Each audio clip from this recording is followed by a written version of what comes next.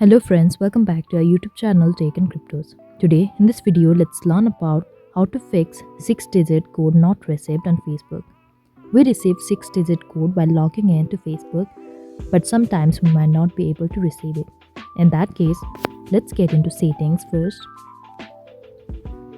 Now search for apps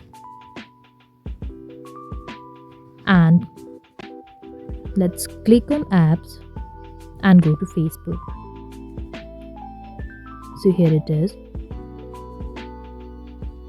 Now click on storage and clear cache and clear data. Now we need to get back and see if you have received the code.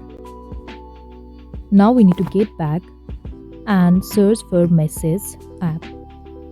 So here it is. So let's get into it and let's click on permissions, and if you scroll down we can see SMS permission is not allowed. So let's tap on this and turn this on. Now we'll be able to receive the 6-digit code of Facebook. So this is all. I hope you liked the video. Please do like and subscribe. Thanks for watching.